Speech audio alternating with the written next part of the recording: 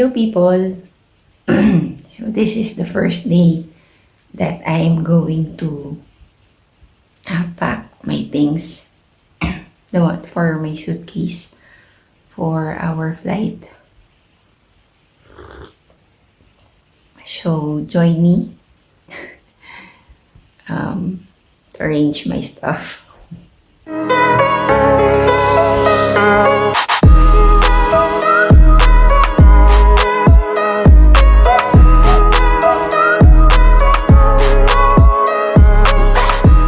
Never did I pack until the last week before we leave Egypt.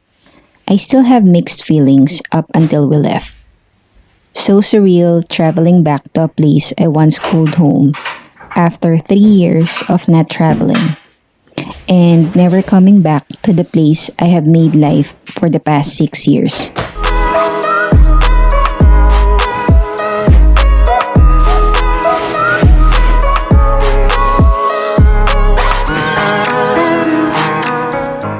This travel is God's given time. He made sure the ease of requirements and cost will not be an issue. The cost of PCR tests with QR code is cheap. We only pay 580 Egyptian pounds. That would convert to $37. Not like before, it would cost 3,000 Egyptian pounds, which is like $200, which is valid within 48 hours from the time of departure.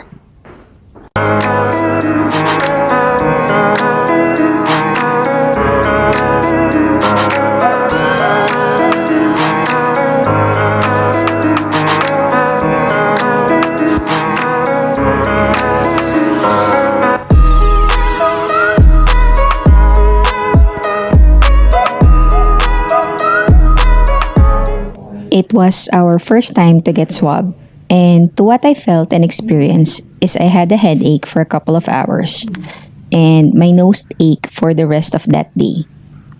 Then, the ease of other requirements traveling back to the Philippines is we don't need to book a quarantine hotel, we don't need to get swabbed on the 5th day after we arrived, not a lot of paperwork to fill out and present it at the immigration from departure and arrival.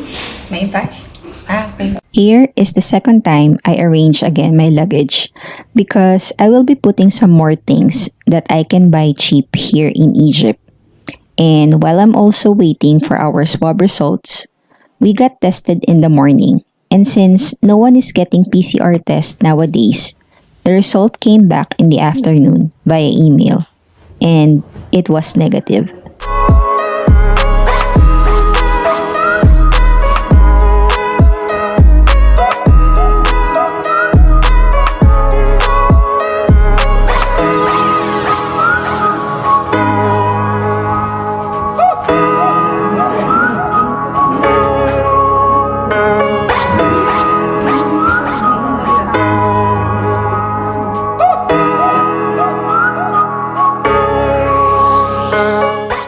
Finish packing. Another one and these two.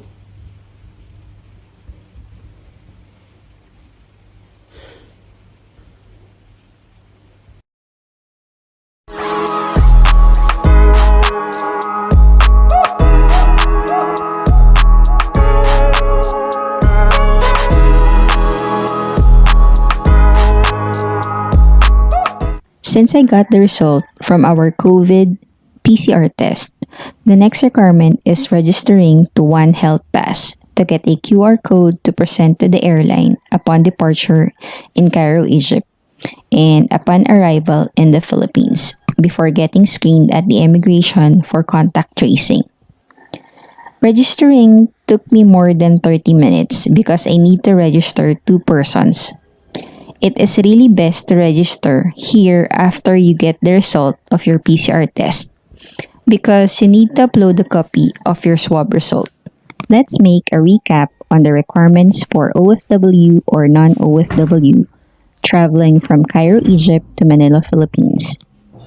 First is valid passport not less than 6 months of end of validity. Airline ticket, physical vaccination card or digital copy, printed copy of negative PCR test with QR code within 48 hours to departure, and one health pass registration and QR code. This is it, guys. We're going home. No more here.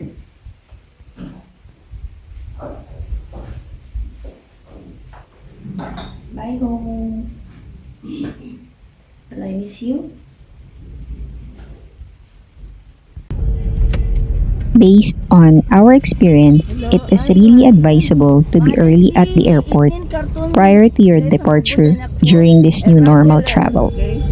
Because when something happens, you still have time to do something if there are any circumstances just like what happened to us. We almost missed our flight because of excess luggage and bad customer service from ground flight attendants of Qatar Airways in Cairo, Egypt. I was excited that Qatar Airways is no longer banned in Egypt and other countries. This is the first 5-star airline that I have experienced way back in 2018. So I know what I will be getting from the costly ticket that I paid from ground to air customer experience. The ground male attendants from lane 236 and 237 on flight QR 1306 is very rude. We wasted 3 hours of our time arguing with them. The attendant on lane 237 is even shouting at me with very rude statements and even threatened us not to board our airplane even though he is not our attendant, because his co-worker on lane 236 can't answer us properly.